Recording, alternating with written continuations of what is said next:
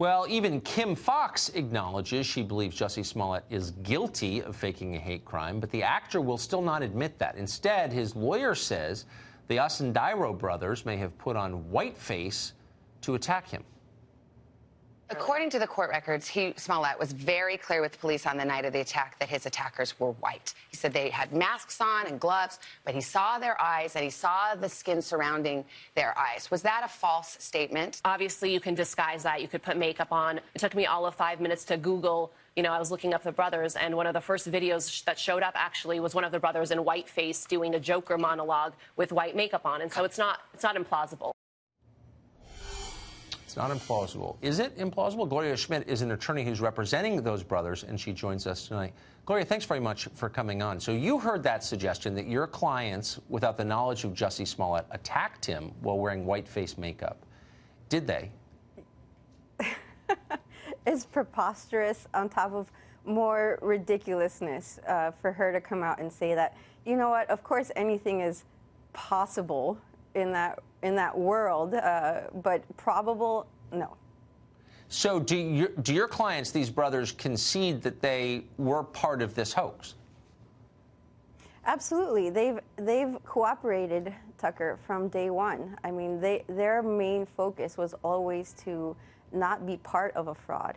And, you know, Tucker, if you look at the very little media that they've done and the releases that we've made, they've apologized for their role, and they feel tremendously regretful for their participation in this.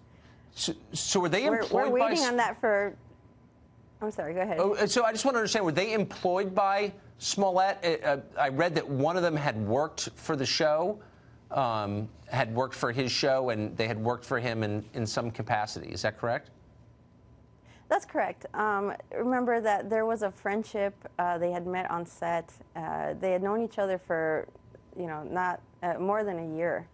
So they really put their trust in someone who they thought was their friend, someone who had influence, someone who could, you know, make a game change for them in their career. So yes, that's what this is really about. And we're seeing that in the news on various different fronts, people putting their trust in the wrong person and the worst of Hollywood. So they follow his lead. They take money from him in order to pull off this fake hoax. They get caught. So does Smollet. He blames them for it and lies about it and then beats all the charges. What do they make of that? Here's the thing about the Osundairo family, and I'm very proud to be able to say this. They are amazing people. It would have been very easy for them to stay lawyered up, for them to just say, we're not saying anything, we're not going to help the public heal.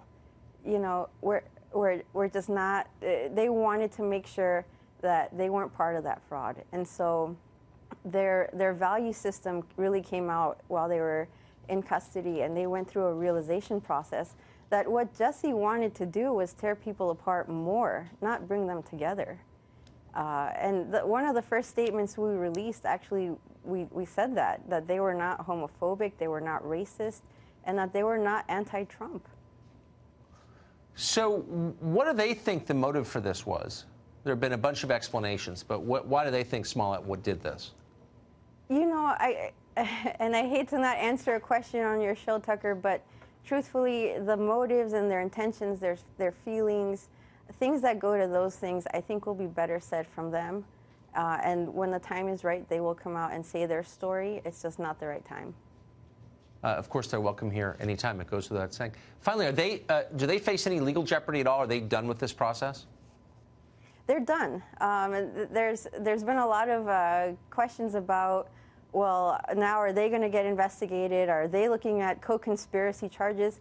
You can't be a co-conspirator to something that is not illegal. So, Tucker, for example, if I ask you to, you know, go out to the street and put a noose around my neck, which I would never ask you to do that, but if I had, that's not illegal. Right. That's just not illegal. But calling the police and saying that somebody did, that is illegal. My clients didn't do anything illegal. And they didn't wear whiteface to beat up their boss without his knowledge. So thanks for clarifying that. Gloria Absolutely. Schmidt, thank you for laughing, because it's worth laughing at. Good to see you. Thank you, Tucker.